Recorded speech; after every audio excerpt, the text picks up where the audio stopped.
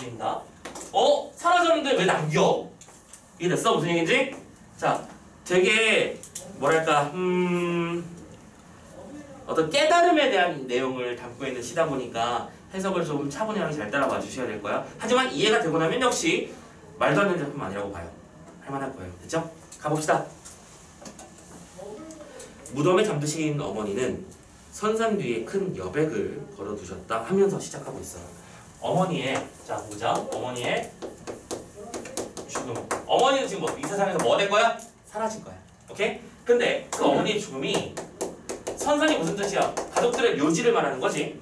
그 묘지에 여백을 남기셨대요. 뭔가 남아있는 공간이라고 해야 될까? 뭔 소리인지 좀만 더 읽어볼게. 말씀보다 큰 여백을 걸어두셨다. 말씀보다 크다? 어머니의 수없이 많았던 그 이야기들 말고도 어머니의 죽음으로 인해서 알게 된 것들, 느끼게 된 것들이 더 많다라고 얘기하는 거 아닐까? 생각하면서 더 읽어볼게. 석양무렵 동산에 올라가 적송밭 그 여백 아래 앉아있으면, 지금 여백이라는 건 어디를 말하는 거야? 어머니의 무덤을 말하는 거겠지, 그치? 그렇게 앉아있으면 서울에서 묻혀온 온갖 잔소리들이 방생의 시냇물 따라 들 가운데로 흘러 바다로 들어가고. 표현 너무 기가 막히지 않냐? 어머니의 무덤에 가에 앉아있으면 서울에서부터 묻어온 뭐가 이 잔소리 같은 것들이 들을 거쳐서 바다로 가버린다고 말하고 있는 거잖아. 오케이? 자, 이런 느낌이야. 우리 영화나 뭐 드라마 혹은 CF 이런 데서 어머니 무덤 옆에 그냥 그런 느낌 있잖아. 막 물고 그런 느낌 아니라 탁 앉아가지고 소주 한 잔 딱 따라주고 나도 한 잔 따르면서 엄마 나왔어. 그런 느낌 있지?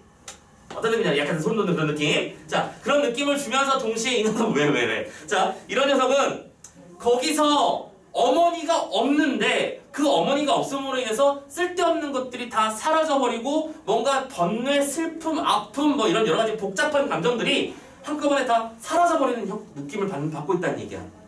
됐지? 어머니가 없는데 그 어머니가 없음으로 인해서 나는 마음의 평화를 얻게 된 거, 뭐 그런 것들을 얘기하고 있는 거라고 생각하면 좋겠다. 괜찮겠냐? 따라하고 있냐? 근데 여기서 또 재미난 표현은 뭐냐면 왜 선생님이 또 감탄을 했냐면, 야 얘들아, 문장의 길이가 조금 길었는데 차분히 따져봐. 서울에서 묻혀온 온갖 잔소리들이 주어야 잔소리가 시냇물을 따라 블라블라 해서 바다로 들어가다지. 잔소리가 바다로 흘러 들어간 거지. 말이 안 되잖아 이거. 오케이? 이거 뭐 하는 거야? 잔소리가 소리 무슨 감각이야? 청각이야. 근데 바다로 들어간다라고 말했어. 들어가는 건 어떻게 할 수 있어? 오, 저기 간다. 시각으로 하는 거지. 됐어? 뭐야? 동감각이고 감각의 전이라고도 부르지. 우린 다 알고 있지? 독특한 표현이야. 청각의 시각과. 됐어? 좀만 더 읽을게. 바다로 들어가 보이지 않는 것들은 뒤에서, 자 분명히 그러면 잔소리라고 하는 우리가 부정적으로 생각하는 그런 소재들은 또 사라졌지? 사라졌는데 뒤에서 팽팽한 바람이 메세의 발목을 툭 치며 다시 더 큰 여백을 일으켜 망막공산 깊은 산 안속 오솔길로 사라진다. 그래서 그러니까 뭔가 이 잔소리는 부정적인 거야. 근데 잔소리가 사라지면서 또 여백을 만들어낸다는 얘기지. 그럼 여기서 말하는 이 여백이라는 말은 뭔가 차분하게 돌아보는 시간, 차분하게 돌아보는 여유, 차분하게 돌아보는 어떤 공간, 이런 것들을 종합적으로 상징하는 단어가 아닐까? 이러니 오케이? 사라짐으로 인해 얻은 게 있다 라는 얘기가 되는 거고, 그래서 이걸 역설적 인식이라고도 부를 수 있다는 거야. 됐습니까? 쉽지 않은 얘기지만 잘 따라와 주세요. 5. 모든 사라지는 것들 뒤에 남아있는 둥근 여백이여 뒤안길이여. 왜 둥근 여백이라고 표현했냐면 무덤의 봉분처럼 표현했기 때문일 거야. 모든 부재 뒤에 떠오르는 존재여. 여백이란 쓸쓸함이구나. 자, 이거 보조자료 좀 선생님이 써먹을게요. 손 좀 아끼려 그래요. 자, 거기 예쁘게 그려져 있으니까 선생님이 손 좀 아끼겠습니다. 이거 라인 잘 따라만 오시면 돼. 알겠지? 방금 뭐라고 했어? 여백이란 쓸쓸함이야. 오케이? 여백 이퀄 쓸쓸함. 됐지? 여러분들 보조자료에 표로 나와 있을 거야. 시작품 옆에. 메모표로 나와 있는 거 찾으셨니? 오케이. 거기 열시면 돼. 모든 여백은 쓸쓸함이야. 쓸쓸함 또한 여백이지. 그럼 결론 정리. 여백은 쓸쓸함이고 쓸쓸함은 여백이라면 쓸쓸함이랑 여백은 같은 거지. 됐니? 그런데 그 다음에 뭐라고 했어? 그리하여 여백이란 탄생이구나. 옆에 있는 표를 잠깐 볼게. 모든 사라지는 것은 여백을 남겨. 여백은 뒤안기를 남기지. 됐어? 사라졌지만 존재감을 남겼지? 근데 그 존재감은 여백이면서 동시에 쓸쓸함이고 쓸쓸함이면서 동시에 여백인 거잖아. 오케이? 사라진다는 것은 단순하게 생각하면 외로워지는 거고 괴로워지는 거고 부정적인 것이 되는 것이지만 동시에 뭔가를 남겨주고 이해하게 만들어주고 알게 만들어주는 거야. 그러니까 탄생이라고도 볼 수 있다고 생각한 거지. 의식이 여러분 잘 따라올 수 있겠니? 사라짐이라고 하는 걸 지금 뭐 한 거야? 그냥 간단하게 이렇게 주제어만 쓸게요. 사라짐의 재인식이라는 거지. 사라지는 건 그냥 단순히 사라지는 게 아니었어. 사라짐으로 인해 우리는 더 큰 공간과 시간과 더 큰 깨달음을 얻을 수 있다는 거고 그 깨달음은 또 다른 깨달음을 이끌어주고 이런 식의 이야기겠지. 나도 너로부터 사라지는 날 내 마음의 잡초 다 쓰러진 뒤 내 사립에 걸린 노을 같은 아니면 내 발 아래로 쟁쟁쟁 음성상징어 생동감 맞지? 흘러가는 시냇물 같은 고요한 여백으로 남고 싶다. 그 아래 네가 앉아있는. 그래서 어머니의 죽음을 통해 나는 여백이라는 걸 깨달았고 그런 공간이 있다는 걸 알았듯이 너에게 역시 내가 그런 존재가 되주길 바란다 라고 말하면서 작품을 마무리 지었네요. 되셨나요? 자, 그럼 이 작품은 그래서 이런 역설적 인과관계라고 하는 것 때문에 이 작품은 불교의 연기설을 그 시작의 배경이라고 한다라고도 쓸 수 있어요. 연기설이라고 하는 건 뭐냐면 모든 것은 인연으로 이어져 있다는 뜻이야. 단순하게 얘기하자면 선생님이 이 깊은 뜻을 어떻게 설명할 수 있겠어? 나도 잘 모르겠어. 그런데 그렇게는 이해할 수 있을 것 같아요. 오케이? 모든 것은 인과와 관계를 맺고 돌아가는 것이고 없어진다고 진짜 없어지는 게 아니고 있다고 해서 진짜 있는 것도 아니야. 그 말하고 있는 불교의 이론이지. 그치? 색즉시공 공즉시색 이런 말 들어봤는지 혹시 모르겠어요. 오케이? 반야신경이란 구절이죠. 있는 것은 없는 것이고 곧 없는 것이 있는 것이다. 아직도 솔직히 완벽하게 이해는 안 돼 나는. 그게 무슨 말? 하지만 느낌은 알 것 같아요. 알 것 같아요. 뭘 알겠다는 얘기는 못 하겠고 그냥 그런 걸 말하는 건가? 라는 느낌. 자, 그런 거 생각해 봅니다. 자, 밑에 해제를 잠깐만요. 이렇게 보조자료의 해제를 잠깐 읽겠습니다. 이게 봐봐, 무슨 말씀드리지만 선생님이 막 설명할 때는 하면서 듣잖아. 나중에 이거 까먹고 있다가 2달, 3달 뒤에 본다고 생각해봐. 이거 뭐지? 그렇게 된다잉. 꼭 복습 여러 차례 해주세요. 알겠죠? 모르겠으면 들고 오세요. 자, 해제 읽을게. 이 시에서 화자는 어머니의 무덤가에서 마음의 위안과 평안을 얻고 사라지고 남는 여백의 의미를 되새겨보고 있다. 이러한 생각과 깨달음을 통해 화자 자신도 다른 사람이 편익이 될 수 있는 안식처가 되리라고 하는 다짐을 차분한 독백의 어조로 듣고 밑에 나와있네? 색즉시고 공즉시색. 이거 보고 한 거 아니에요. 아무튼 간에 이런 것들 한번 읽어보시고 정리를 해보시길 바라겠습니다. 됐죠? 자, 써먹었습니다. 자, 그러면 2개씩 다 봤죠? 앞쪽은 뭔가 공동체를 회고하고 싶어하는 화자의 어떤 쓸쓸한 처지가 강조된 쪽이라면 이쪽은 그 쓸쓸함이 오히려 나에게 깨달음을 주고 있어 라고 말하는 어떤 깨달음의 시 라고 보면서 두 작품을 비교 감상해 봅시다. 자, 문제 풀어볼까요? 1번부터 합니다.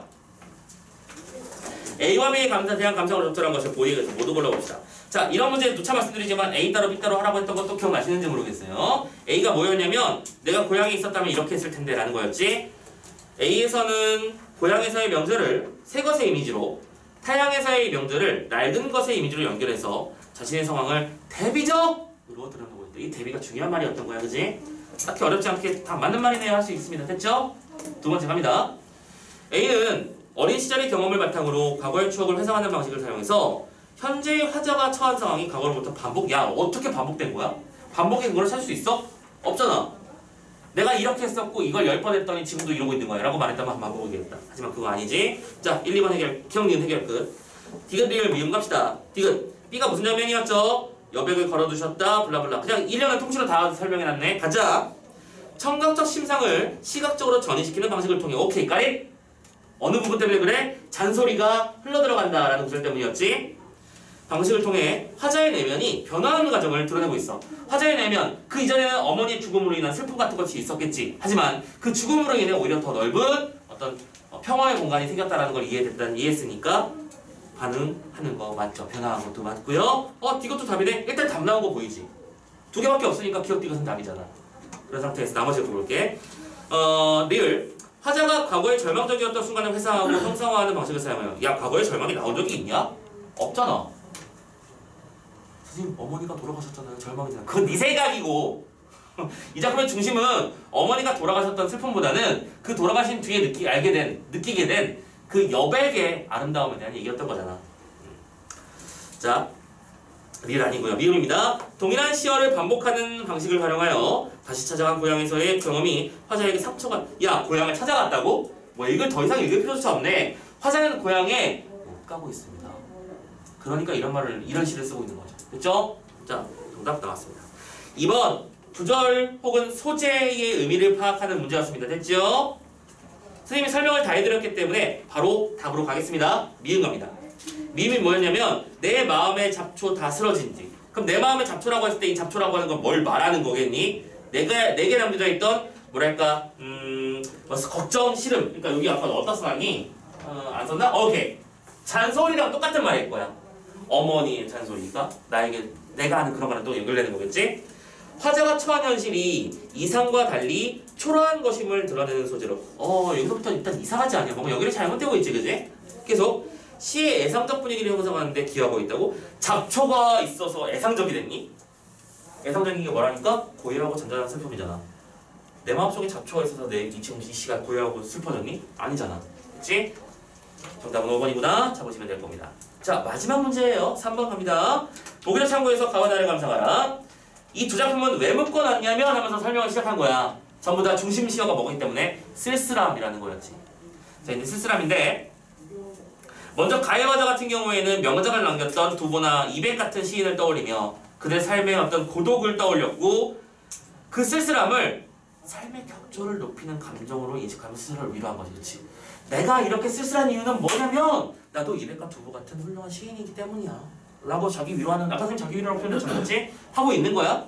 그런데 나에서는 어머니의 무덤가에서 마음의 평안을 얻은 화자가 죽음으로 인한 대상의 부재는 존재의 사라짐이 아니라 라고 하는 인식의 전환을 드러내고 있다. 됐지? 인식의 전환이라고 분명히 말씀드렸습니다. 이것도 화자는 존재가 사라진 후에 쓸쓸함이 여백이 되어 남겨진 사람에게 추억과 위로를 건네고 새로운 시간을 만들어낸다는 것을 인식하고 앞으로 자신이 어떠한 삶의 태도를 지닐 것인지 생각하게 만들어줬다. 그럼 앞으로 나의 삶은 어떻게 살고 싶다는 거였지? 나 역시 다른 사람에게 그런 여백을 남기는 존재로서 살아보고 싶다. 라고 말하고 싶었던 거네. 그치? 야, 근데 내가 여백이 되려면 다른 사람에게 아무런 가치가 없어야 되는 거니? 그건 아니겠지. 어머니의 잔소리가 있었기 때문에 나는 그 추억들을 통해서 어머니를 추억할 수 있는 거 됐냐? 뭔가 의미 있는 존재가 되는 것도 말할 수 있을 거야.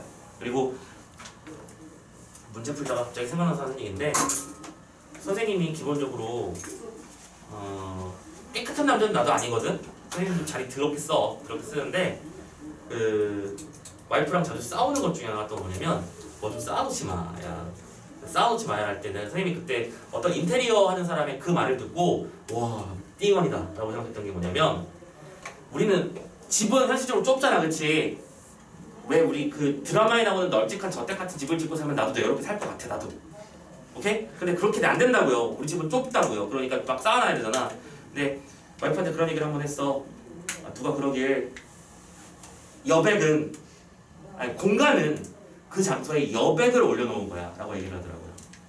그러니까 왜 선반이나 이런데 우리는 물건을 막 올려놓기 바쁘잖아. 책도 쌓아놔야 되고 책상 위에도 물건 올려놓고. 그런데 비어있는 장소가 보면 내가 이렇게 들고 다니다가 아 무거워 잠깐 올려놔야지 올려놓잖아요. 그 순간 걔는 그 자리가 돼버리는 거잖아. 근데 이제 그 인테리어 하는 사람이 이러더라고. 그 장소에 네모난 공간을 올려놨다라고 생각하면 공간을 관리할 수 있을 거다. 그래야 깔끔한 미니멀리즘의 삶을 살 수 있을 거고 공간을 예쁘게 관리할 수 있을 거라고 얘기하더라고요. 오 했어요. 나는 올려놓기 바빴거든. 그래서 맨날 와이프랑 싸우거든. 네 걸 올리냐 내 걸 올리냐 가지고 싸우는데 그 현명한 것 같아요. 공간을 올려놓으라. 확실히 그것만 되면 집이 확실히 넓고 깨끗해 보이더라고. 너희 병도 한번 그렇게 생각해봐. 내가 공간을 올려놓을 수 있는 공간이 있을까? 생각해보시고요. 자 아무튼 문제 풀자. 자 1, 2, 3번은 가가가였고요. 4, 5번은 나나였으니까 원래대로라면 1, 2, 3번 묶어놓고 문제를 풀었을 것 같아요. 그치? 선생님 스타일대로라면 일단 답부터 먼저 정리하고 시작할게요. 5번 나도 너로부터 사라지는 날 고요한 여백으로 남고 싶다는 화자의 소망은 지문에 나왔었던 내용이니까 오케이. 타자에게 위로를 건네지 못했던 자신의 과거가 무의미했음을 후회한다. 야 너무 쉽지 않니? 내가 잘못 살았다는 걸 후회하고 있는 구절이었니? 아니지. 이건 무슨 뜻으로 번역해줘야 되는 거야? 내가 앞으로는 이러한 삶을 살고 싶어 라고 하는 미래의 희망을 그린 내용으로 봐주는 게 맞겠지. 현재 쓸쓸한 거 맞아. 나 쓸쓸하고 외로워. 하지만 이 쓸쓸함과 외로움이 또 다른 여백의 미를 주는 걸 알고 있기 때문에 나는 앞으로도 다른 누군가에게 그런 존재가 되는 삶을 살 거야 라고 다짐하는 시였단 말이야. 근데 이거를 후회, 무의미함 이런 식의 시어로 매도하는 거 잘못된 해석이지. 그치? 그래서 정답은 일단 5번 쉽게 잡았길 바라고요. 오답 번호 있으면 불러주세요. 없으면 저희 넘어가 버리려고. 3번 네. 그 콤마 뒤에 있는 게 오케이 좋아요. 3번 볼게요. 가해의 내 쓸쓸한 마음을 옛투의 쓸쓸한 마음으로 연결한 것은 자 나의 것이라고 하는 걸 옛투라고 하는 단어로 연결시켰지. 그래서 요새 옛이라고 하는 건 이백이나 두보 같은 사람들을 말하는 것이었고 내가 지금 이렇게 슬프고 고달픈 삶을 쓸쓸한 삶을 살고 있는 이유는 예전에 훌륭했던 작가들이 이렇게 살았다는 것을 통해서 자기 자신을 위로하는 행위라고 말씀드렸던 거야. 근데 위로하는 행위인데 화자의 지향이라는 만든 맞지? 잡아봐. 그 연결은 삶의 격조와 예술적 경지에 대한 화자의 지향과 연결된다고 했잖아. 지향한다는 얘기는 바라고 그렇게 되길 바라고 그렇게 행동한다는 얘기고 거기를 향해 나아간다는 뜻이야. 근데 얘 지향이 거기로 약간 간다는 느낌이잖아요. 네 맞습니다. 근데 얘는 이미 쓸쓸하니까 약간 위로한다시피 그렇게 이백이랑 두부를 갖다 쓴 거 아니야? 그러니까 지금 그쪽인 것 같은데 선생님 지금 이해한 게 맞는지 한번 들어봐봐. 지금 말씀하시는 거는 이백과 두보라고 하는 사람들을 시 속에 등장시킨 이유는 자신의 쓸쓸함을 효과적으로 드러내기 위해서 아니냐라고 하는 거잖아. 그치? 여기까지 맞아? 네, 약간 자기의 쓸쓸함을 이 사람들을 등장시켜서 약간 요거? 네. 이거 맞아요. 틀린 말 아니에요. 지금 그 말씀하신 게 틀린 내용이 절대 아닙니다. 그거 맞아요. 그거 맞는데 지금 이 선택지는 분명히 우리가 말씀드렸지만 보기 적용형 문제란 말이지. 보기 적용해서 지금 지문 속에 이런 말을 했었어. 봐봐. 두 번째 줄 봐봐. 숱한 명작을 남겼던 두보나 이백 같은 옛 시인들을 떠올렸고 그들이 느꼈을 삶의 고독을 떠올렸고 그 쓸쓸함의 정서를 삶의 격조를 눈높이는 데 관여하는 감정으로 인식해서 스스로를 위로했다고 되어 있지. 그러니까 이 사람들을 괜히 따온 게 아니라 이 사람들은 누가 뭐래도 훌륭한 작가들이었단 말이야. 훌륭한 작가들이라고 꼭 쓸쓸하게 되는 건 아니지만 이 쓸쓸함 덕분에 훌륭한 작품도 쓸 수 있을 거라고 생각한다면 나도 이 쓸쓸함을 저들과 같이 이겨내야겠구나라고 생각한다는 얘기가 되겠지. 여기서 말하는 지향이라고 하는 것도 삶의 격조 예술적 경지라고 하는 게 이 이백과 두보의 레벨이잖아. 나도 시인이에요. 이 사람들은 전 세계적으로 유명한 시인이고요. 저들이 그랬던 것처럼 나도 이렇게 함으로써 나도 똑같이 그들만큼 훌륭한 시를 쓸 수 있을 거야 라고 하는 어떤 미래의 희망도 그린 거 아니냐라고 해석해 보자는 얘기지. 되셨나요? 오케이. 그래서 3번은 해결됐죠. 그러면 여기까지 해서 마무리하겠습니다. 다른 질문 혹시 더? 좋아요. 오케이. 여기까지 해서 그러면 3번 작품 마무리 짓고 우리 마지막으로 한 타임만 쉬었다가 현대시 4번 264 또 만나러 갑시다. 이번에 문장이 나왔어요.